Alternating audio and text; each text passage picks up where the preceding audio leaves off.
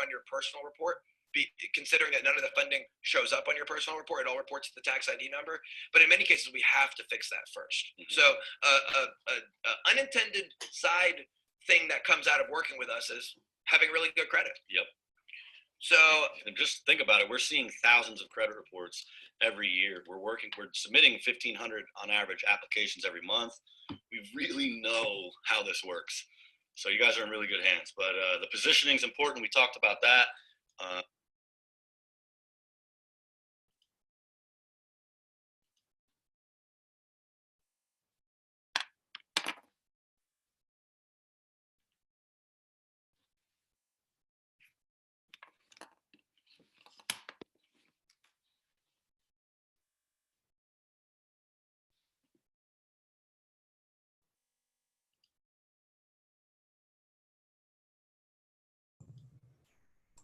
Hello. Hello. Hey, how are you? Doing good, getting gooder. Good, great. Outstanding. Let me hit a light here and get the screen straight.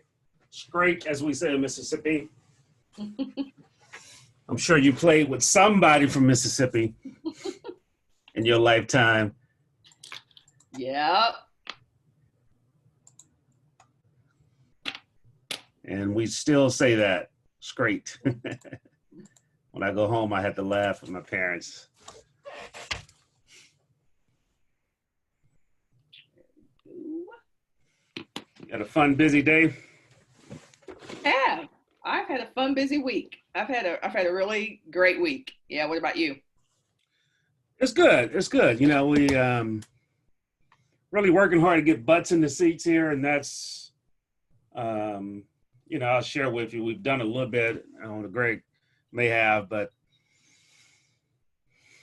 we're protecting on the front end the integrity of the event. So what we've gone and done is gone to organizations that serve small business owners, allowing them to offer complimentary tickets, aka as a sponsor or partner.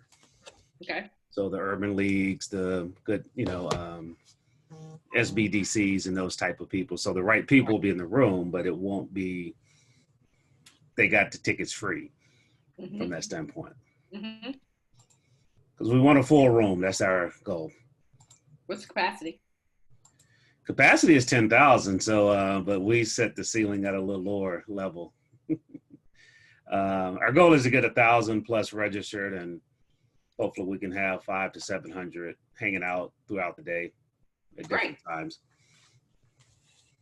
Yeah, have you used Hopin?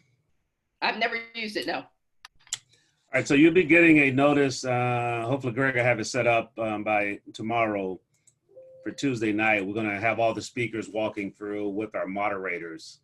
So we'll have moderators assigned to each conference room to make the experience easier, but it's a cool platform in that it allows you to do the one-to-one networking, allows you to have a trade show booth and all those fun stuff. Okay, cool. So, a lot different than a Zoom room. Good, I look forward to seeing it in action then.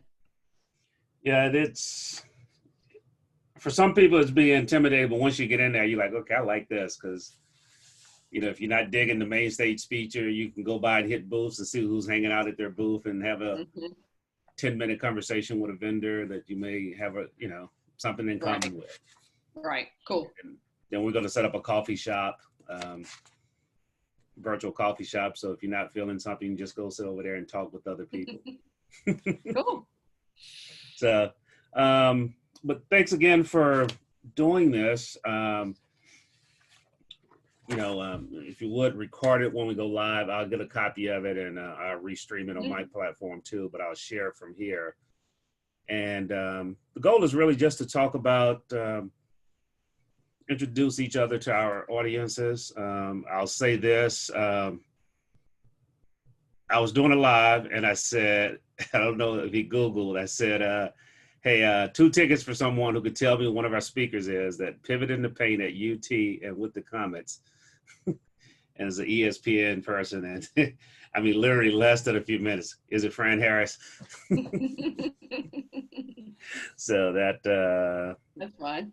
you've been used as trivia, and they got you right. And so that's really it. And, conversations I have is around that infographics I shot you. I'm doing it with every speaker, just from a pivoting standpoint: pause, pray, pivot, plan, and pursue and persist. Okay, great. All right. Do it. It's on your time. You ready? All right, let's do it. And we'll shoot for no more than 30 minutes, which would be good. Okay, that's wonderful. Okay. I'm used to doing the other part, so I'm not used to this part. I saw you were doing one earlier. How did that one go? I just happened to catch That was a it. restream. Okay, gotcha. So I literally, but it went well. That was with Lethea Owens. Yep. Have you connected with her before? I have not. All right, we're getting the signs that we're about to go. Preparing. And you're going to start, right? Even though I'm hosting your You can introduce me to your community. Okay.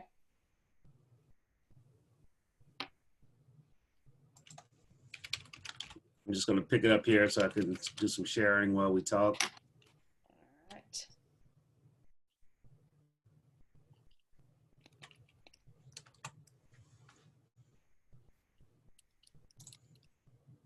Did you get to see Shark Tank with the young man on it? I did. He didn't get his deal, but I'm sure it'll work out. Yeah, I didn't think he would because it's so personality driven. Yeah. And he's like that in person, so he's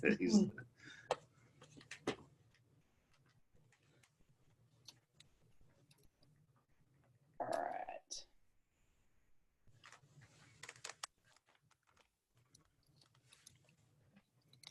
I'm just filling in some stuff real quick for folks. Okay. All right, about to go live. Ready?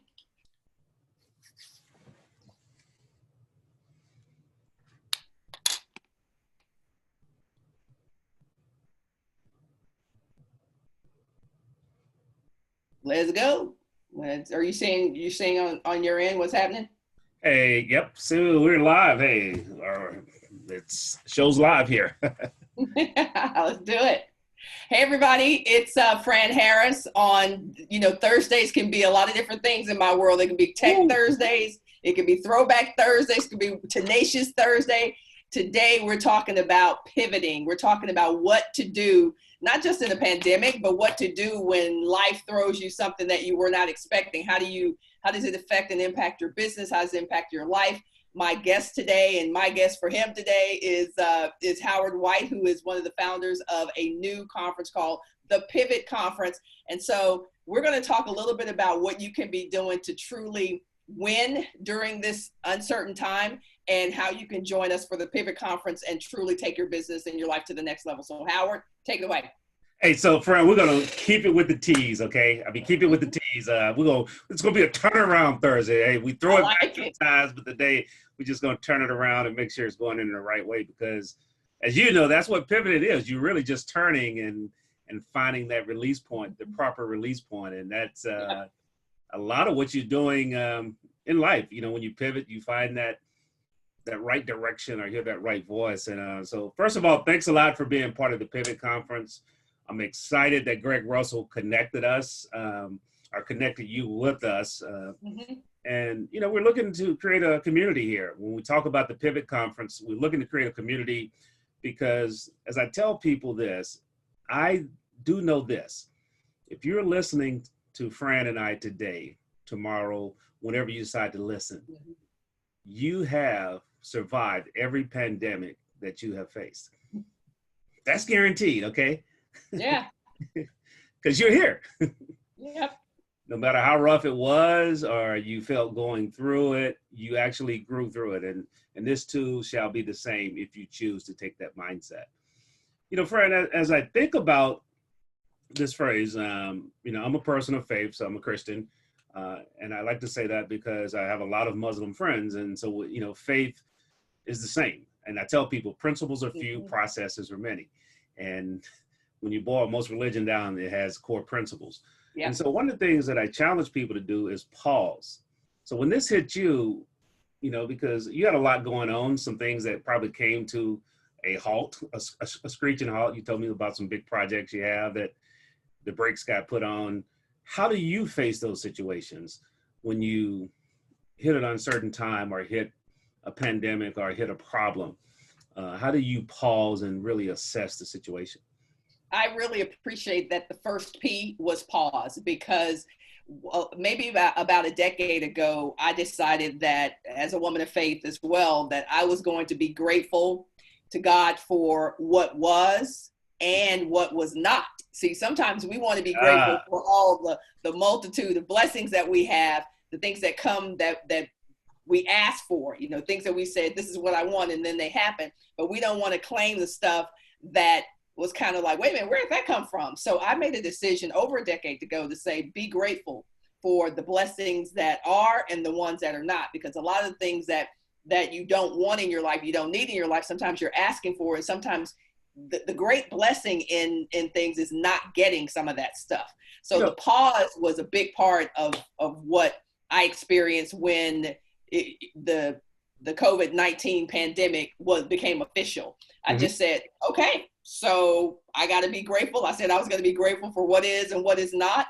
And what is not right now is that things are going to be, they're not going to go on my timetable.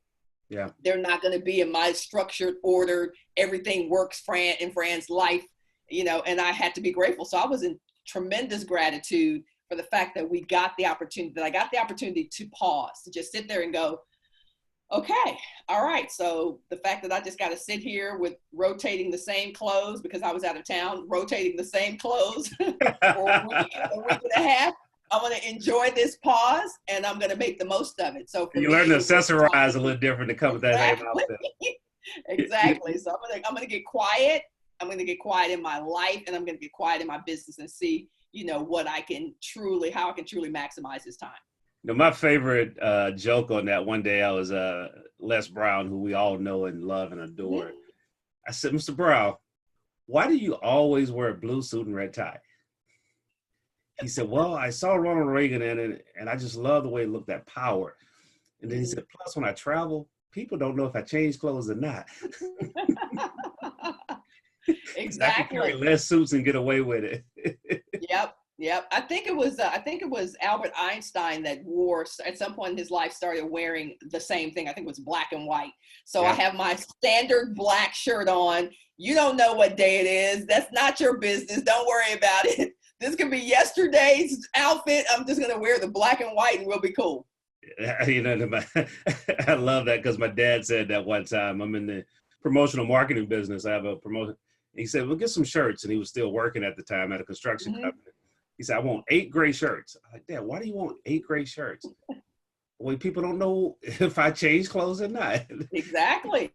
And so just having that fun. But, you're talking about that pausing, and, I'm going to mess with you a little bit ever since you were a professional basketball player and probably saw great things through the world because of that.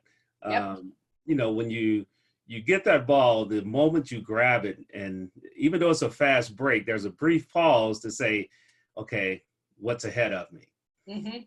And I think, how do you do that when you're faced with problems, though? Because sometimes people don't understand, how do you take a conscientious pause? Yeah.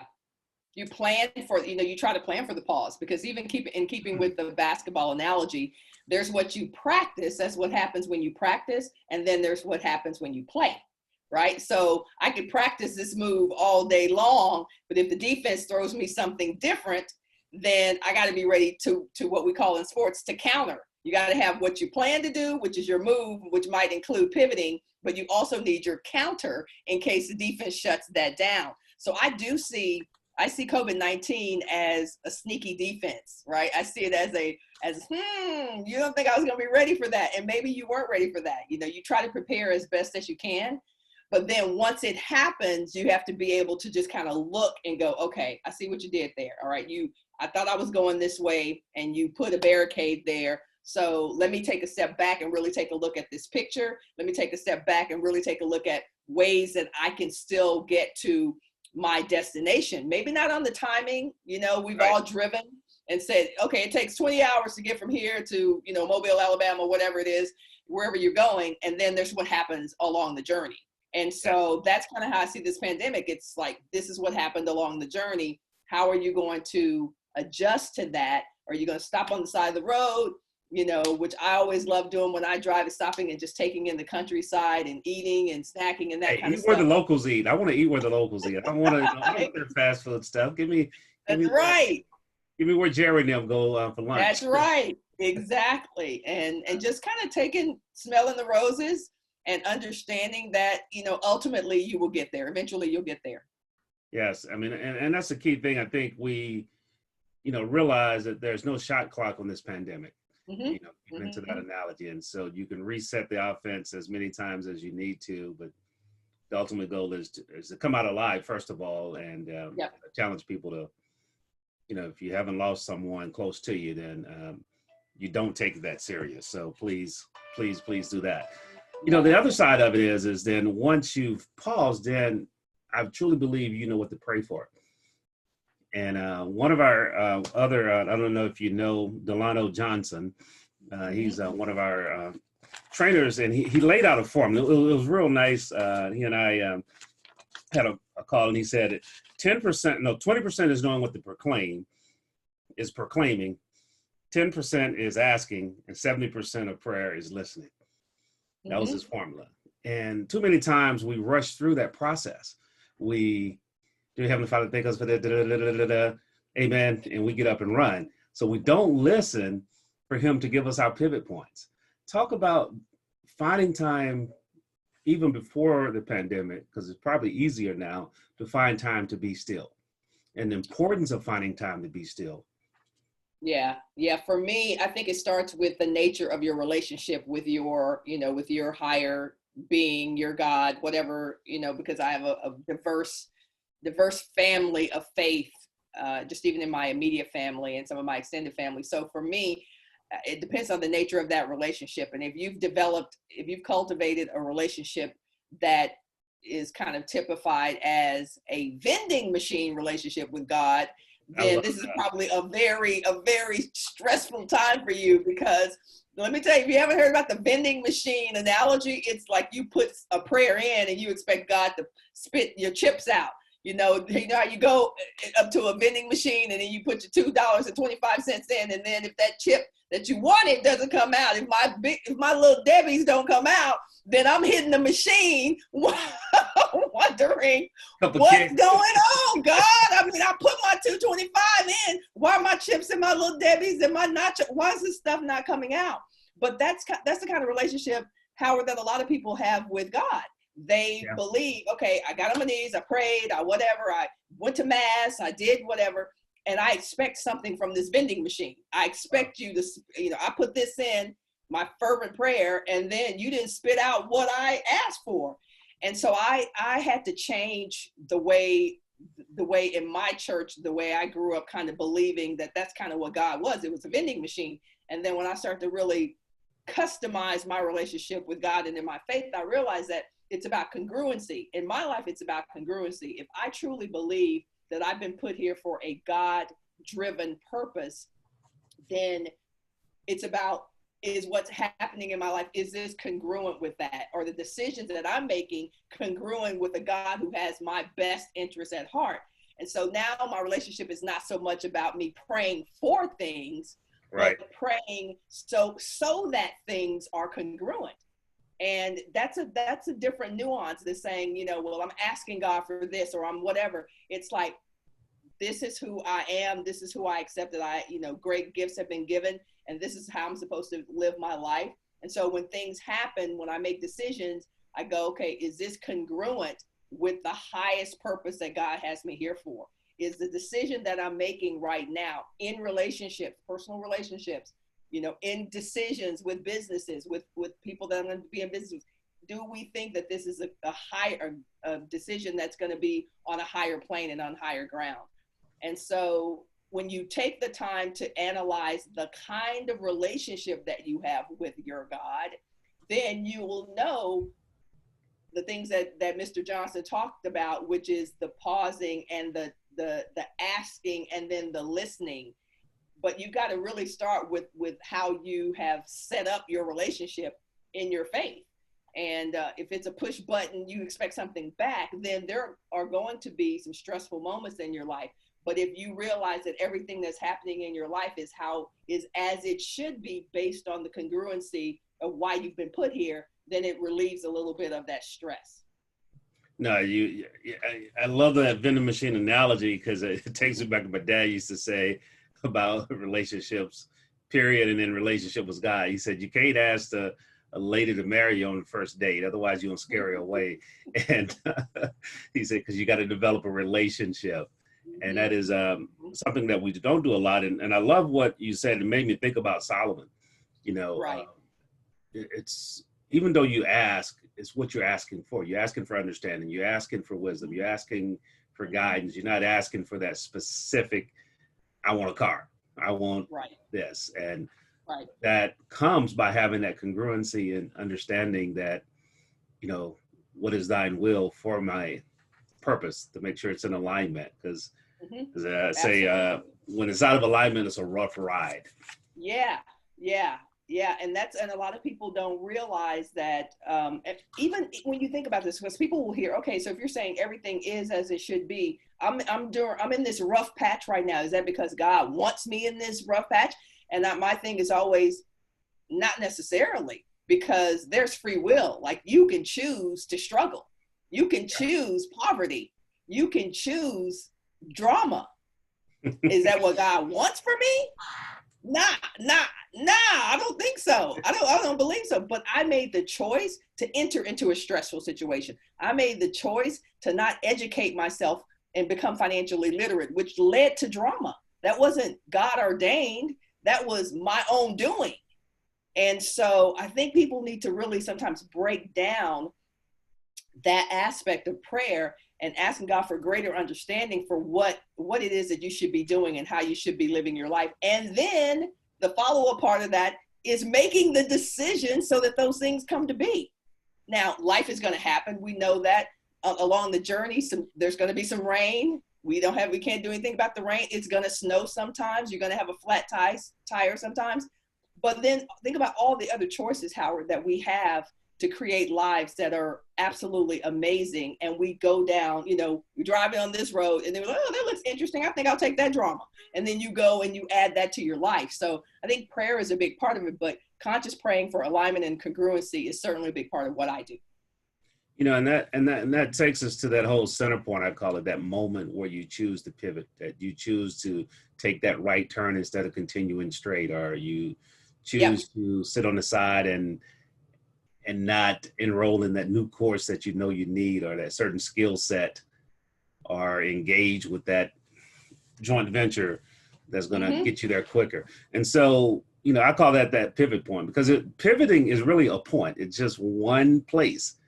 And I'll take you back to basketball, because if you pick up the pivot foot, then you turn the ball over.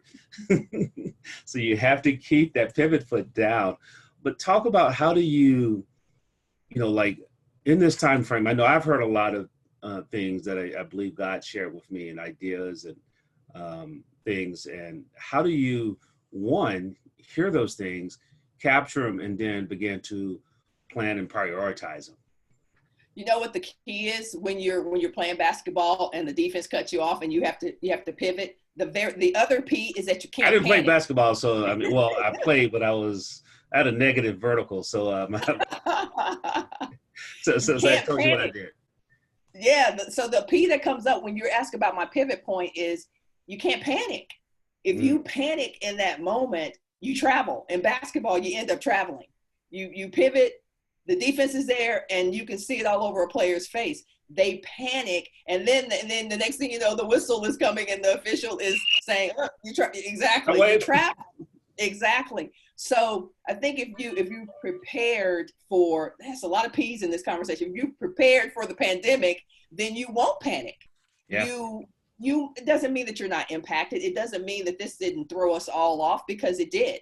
COVID-19, nobody ever saw this coming. Nobody necessarily thought this specific flavor of a pandemic was going to happen necessarily, and yet it threw us off, right? So I'm not saying this didn't throw anybody off, but I'm saying if you prepared for the pivot, you were less likely to panic. Did you prepare financially, meaning that you have 6 to 18 months saved up? Did you have 30 days saved up so that you wouldn't have to, tap into different desperate measures to just eat at this point? Did you prepare for the pivot? That is so critical. Did you know, like for me, I didn't prepare because I was out of town for clothes for 7 weeks. I didn't prepare for that. I've already mentioned that. But were you out of the country? No, it's just in right now. I was just in a different place. I was traveling for spring break. Okay. So I wasn't prepared for 7 weeks. I wasn't prepared for that, but you adjust. And so when you get to that pivot point and you're just like, okay, this thing happened. Now, immediately after you've kind of taken that pause and said, okay, let me assess the situation. Let me assess my living, all these kinds of things. Now it's time to really take a look at what this pivot, the positive, the upside of this pivot, right, what it might be, and start to kind of make a game plan for that. So talk about, one of the things that I'm working with my clients on and challenging them is to look at this from an asset standpoint, because too many people have started thinking this woe is die, it's all over. And I'll briefly share my story, being, having a retail store, promotional store. And so one of my buddies called me, he said, "Howard, you're going to be shut down, huh?" I said, "Yeah." I said, "But we'll probably sell some PPE stuff when the time is right." But really, I started looking at my asset. I was like, hold up, you've been working remotely since 1991, since you got out of college. Right. And so that's a skill set. Yep. Most people talking about working remotely now like it's some new thing, but you've been doing it for your whole life, and you've been in outside sales. And so that's where I started putting together. That's how the Pivot Conference came about, was, hey, let's do this to help people that are working remotely, but more so looking online. And so talk about how to help people frame those assets that they have to be in alignment with those things that they should be pivoting around. Yeah, I've had a lot of conversations with folks who, weren't prepared to not go to work, right? Because their entire life has been about going to a building and working, some in many cases for other people. And so one of the exercises that I have taken folks through is kind of having them assess what they've done in their lives, right? What they've learned in their lives and what they've experienced in their lives. So if I just did that off the cuff right now, for me, what I've done, there's a list of basketball, gone to college, travel the world. Like I could just rip that off, real quickly. So I have people go through that and say, what have you done? What have you learned? So you can share, your knowledge, your gifts, and those kinds of things. And what have you experienced? And from my standpoint, what have you experienced? I've experienced the death of a parent, right? Can I help somebody who has, that's a new experience for them? I've experienced a startup, I've helped people start businesses. So really looking at those 3 areas, I guarantee you most people watching us right now can come up with 15 ways to monetize what they've learned, what they've done, or what they've experienced. But they've never thought of themselves in that way. They've never thought about selling what they know. They've never thought about sharing their knowledge and actually there being an exchange in commerce so that people would actually pay them for what they know, what they've done or what they've learned. So making that quick little checklist so that you can actually see on paper the gifts that you have to offer the world is truly changing people's lives. It's the knowledge economy, it's the expert economy, but it's real. It's real. Right. Is what I've done for most of my life. And so when this thing hit, I was like, oh, let me tap into some other stuff that I can teach people and help people right now. And more importantly, helping them to understand that everything you're seeing out there with people selling their knowledge, you can do if you'll just tap into one of those 3 areas. No, definitely. That is so true. And because if you have experience, that means you have knowledge in something. Mm-hmm. And it's a matter of Absolutely. You know something about something. right. Otherwise, Yeah. they wouldn't have kept you where they are, even if you were on a job Yeah. somewhere. And sometimes it's just hard to get people to understand that. I was having that conversation with a gentleman that is in the ad agency business, and he'll be with us, and we were sharing that, and I said, let's break that down. I mean, what is it that you can help people in this space with? Mm-hmm. And then now you break it down into a system or really a 1, 2, 3, 4, 5, 6, 7. I don't know how many steps it'll be, but there's a systematic way of doing this. And so when you talk about that, that moves right into the planning part, because a lot of times people get the idea and then they launch. It's they just jump out and pursue, and they forget about planning and creating the playbook. Planning is huge. Putting the blueprint together, starts with literally looking at what it would take to go from step A to step Z, and that space in between is the plan. So, and that's a fun part. It's a fun part for some people. It's a stressful part for others. When you're figuring out, okay, so I figured it out. I know what I'm going to sell. I'm a prodigy. I can play the piano with just listening. Then how do I take that and actually introduce that into the marketplace? Well, the first thing you have to do is to figure out if anybody wants to learn how to play piano. Show me some evidence that people want to learn how to play piano, right? You can see that. You got a piano in every church. You got a piano in every music awards. Okay, good. I've validated the fact that people play piano and that they want to learn how to play piano. Okay, after you validated the idea, then what you need is proof that you can actually teach people how to do whatever it is you're going to teach them. So just, put on your Facebook page, hey, anybody ever thought they want to learn piano? Because actually, Howard, that was one of the things I said I was going to learn during the pandemic. I was going to learn how to play an instrument, right? Pandemic's not over, so there's don't judge me. It's still going to be time for me to learn how to play saxophone. Which instrument? Because we're going to hold you to that. I'm thinking maybe the guitar. Okay. I'm thinking maybe the guitar. But once you figure out kind of what you want to teach, then just get a couple of people to test, give your skill that you're going to teach folks, give them the opportunity to test drive that, right? So, hey, folks, I'm starting a new teach piano lessons thing. So give me 3 people who want to learn how to play the piano. I'll teach you. You got to get some test specimens. We won't call them test dummies, but test specimens. yeah, So exactly. Get some folks who want to test drive. Then you get that proof that you can actually do it. They got the results. You put those people on display, and then you honestly just show off your testimonials. And honestly, it's a 1, 2, 3 step to get business. Validate the idea, get some folks to test drive it so you can get some success stories, and then show off your success stories, and more people who want to learn that skill will actually show up to let you teach them. That's a simplified version, but that's pretty much what an infomercial is. No, it very much is. And, I validate that because for us, that's what the Pivot Conference is. Mm-hmm. We're showing, Greg and I were sitting there saying, okay, we want to help people do conferences. I said, Greg, we need to have a proof that we can do it. So let's do our own conference. And one, we're going to learn a whole lot, which we have. I mean, I got a whole playbook full of stuff that we've gone through. And then, just in the online space myself. And I said, okay, I got to sharpen the skills. So I started going to organizations and said, hey, are you still doing your mentoring program? Are you still doing this? I'll help you. Like tonight, I got a Unwind Wednesday on Thursday because we couldn't schedule it yesterday with a group of realtors. That's great. I'm hosting it for a mortgage company. And so it's just ways in which you can validate that, and things going to go great. So of course I'm going to say, I need a couple video testimonies on that Unwind Wednesday on Thursday. And so, what Fran said, if you're listening to this, take those 3 steps. What is it that you want to teach? You want to validate the idea by getting someone, and then prove that you can teach it. Get those test specimens, not test dummies. You want people that are going to give you feedback on it and give you testimonies, and then show your greatness. And then let them tell them.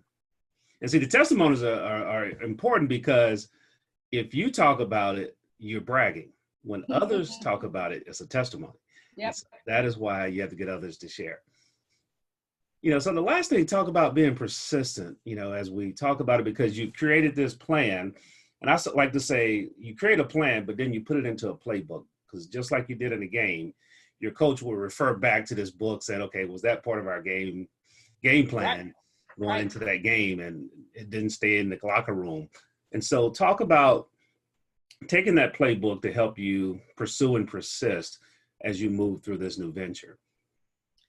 You probably heard the adage, it's the start that stops most people, right? It's the start. Break that down. I mean, I've heard it, but I love hearing it again, because I need reminders all the time. It's so true. It really is. Like, there are people right now who are on fire just watching this and watching your interviews, and who are going to come to the Pivot Conference, and they're going to be excited, but they won't start. They're not going to do it. And then the people who do start, because there's probably only going to be about 10% of the people who hear this who start, who actually, okay, I heard you guys, I'm doing it. Of that 10%, only 1% is going to persist.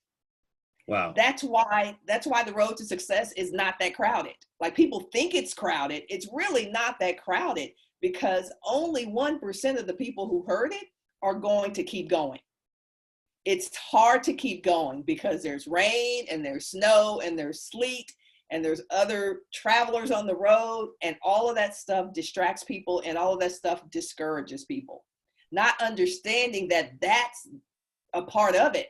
Like, if you would just embrace the fact that the rain, the sleet, the snow, the hail, the fires, if you would just embrace that all of that is a part of your success journey, you wouldn't pull over to the side of the road and stay over there forever. You wouldn't. You want to stay engaged. So persisting is just really about putting your head down and just going forward. I can always count on, whenever I see people who, people always say, well, I can't do that because so-and-so is doing that. I always just kind of laugh, because one of the things I learned in sports was it really is about the people who endure. It really is about, you can be running a race with 12 people across, a 100-yard dash, but pretty soon you'll see somebody get in front of that pack. Mm-hmm. You just will. That's the way life is. So if you can just stick with it, learn, do things the right way, stick with it, build the right relationships, really build that relationship capital, and stick with whatever it is, you'll ultimately get there. You'll be in the top 10%, but too many people give up. They drop out. They give out because it is hard. The other adage, if it was easy, everybody would be doing it, is true. Like, I used to hate hearing that, but it's true. If it were easy, everybody would be doing it. So just know that the hard is okay. Enjoy it. Whatever is in your path, is not something that's insurmountable, and just keep going, because if you keep going, you will get there. That's literally been my mantra for everything that I do, right? I've got a beverage company. I've got a facility. This ain't easy. None of this stuff is easy, but all I have to remind myself of every day is just, I literally do. I look in the mirror and I go, okay, just keep going. I literally say those, just keep going. If you would talk about that a little bit, because we didn't talk a lot about your background other than basketball. Mm-hmm. So I don't want people to think, here's this super jock that is not intelligent, diverse, and creative,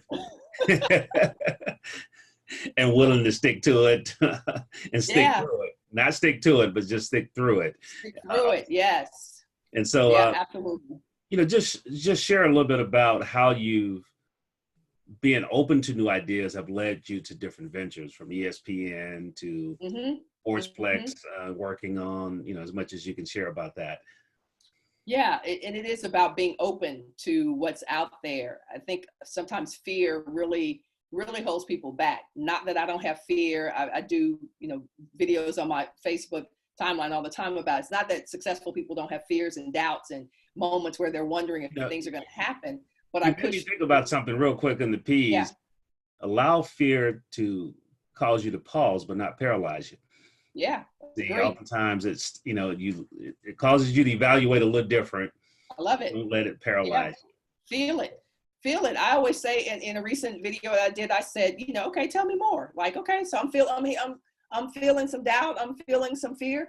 Tell me a little bit more about what that's about. It's analyzing it. It's taking a look at it. It's giving me the opportunity to examine what's happening along my journey. But yeah, it really is about just being open. So am one of the most, when it comes to business, I will listen to any business idea. I'm like, okay, that's interesting, because I believe I can kind of feel like something is is a big that's one of opportunity. my favorite words in the sales process. I teach that is when someone says something, don't respond or react. Just say interesting. Interesting, yeah. Just say interesting. Right. Turn your head, and most people start to keep talking. They just keep sharing. Exactly. Just be open to it. Yeah, like wow, like, and that creates the dialogue and the engagement. But for me, all my life has been about being open to the possibility. And so, I mean, pointing case today, before you and I hopped on, I was in a conversation talking about $500 million of funding for a project. Now, if you think about that, what?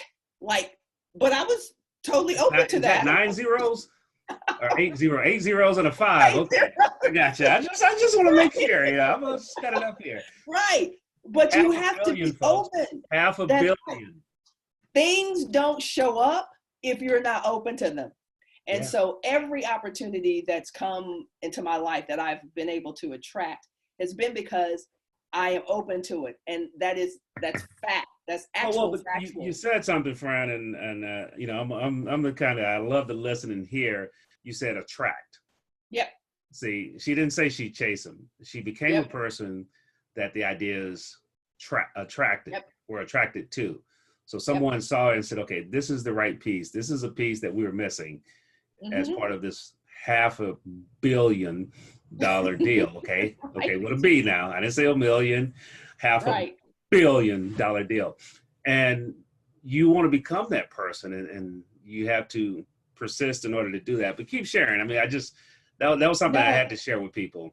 Yeah, I've been open to it. And the reality is I said this last week, and something that I posted on my social media, you can always tell what your vibration and your frequency is by what you are attracting at that point in your life. So for instance, if nothing is happening, opportunities, love opportunities, great, healthy love opportunities and great business opportunities are not coming to you, there's something about your frequency, your field, your electro field, there's something going on there, because there's too much opportunity out there for you not to be attracting some of this stuff. So when I'm looking at my life and nothing is happening, I go, wow, what kind of place am I in? What kind of energy am I exuding? What's about my energy field and my frequency, such that, given that I've talked earlier about my congruency, about my calling, given that these things are not showing up. And then you can start to peel back some of the layers that may be spiritual, psychological, some darkness, some clouds that are not allowing these things to come to you. And it's okay, because it gives you the opportunity to figure out where you are.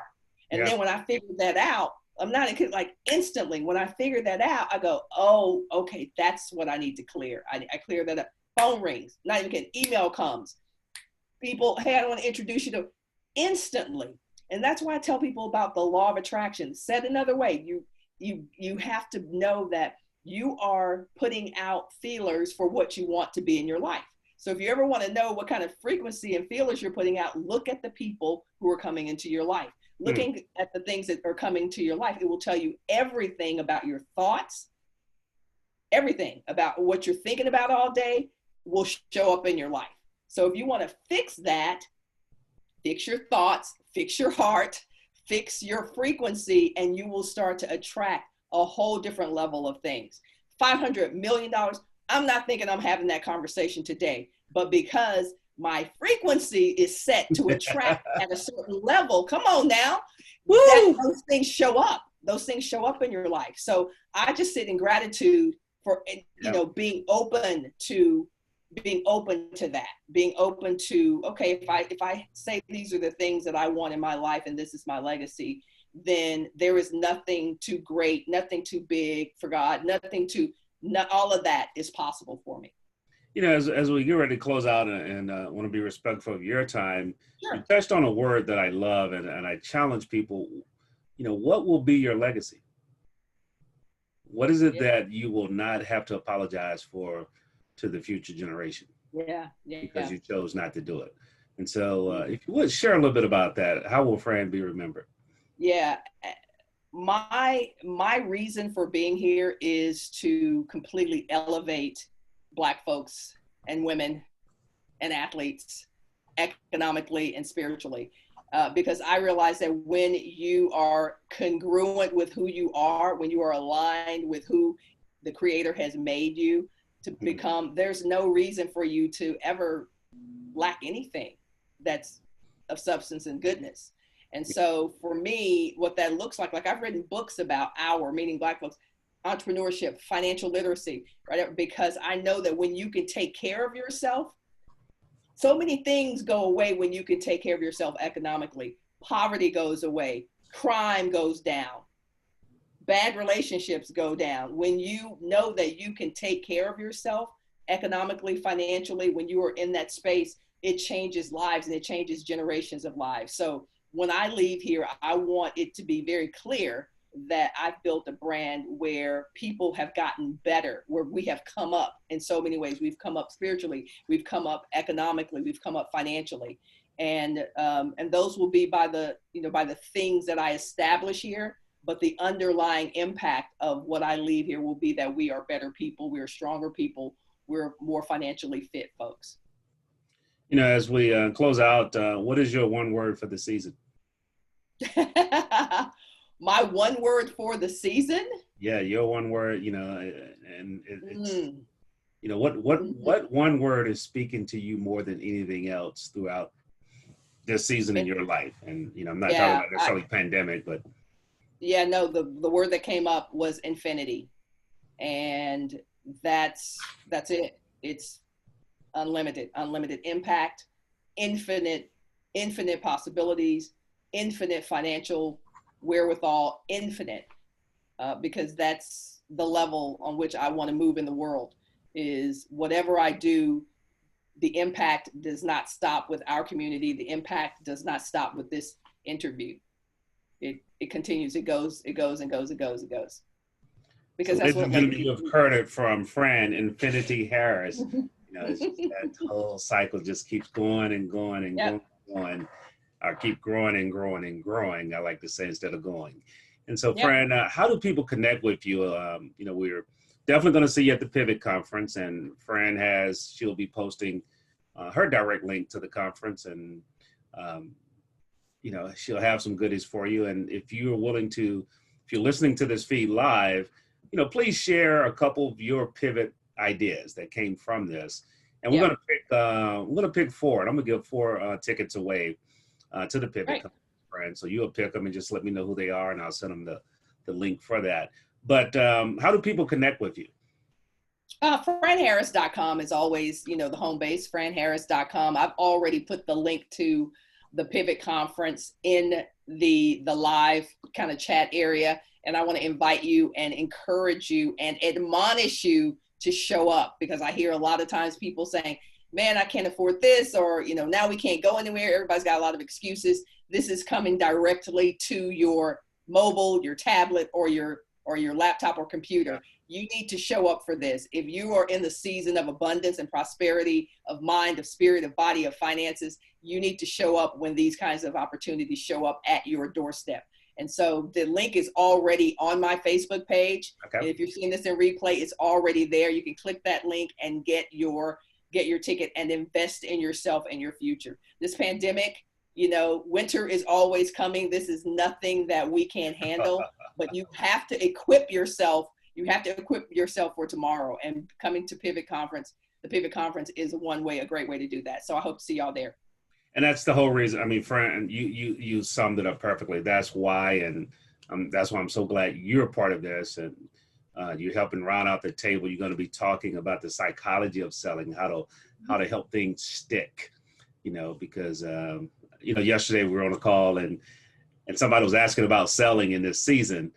Even my wife actually said something to me about it. No, she's gone, so she may not listen to this exact part. But she said, why are we selling doing this? And someone challenged me yesterday, and I was selling. I've been selling because I have to.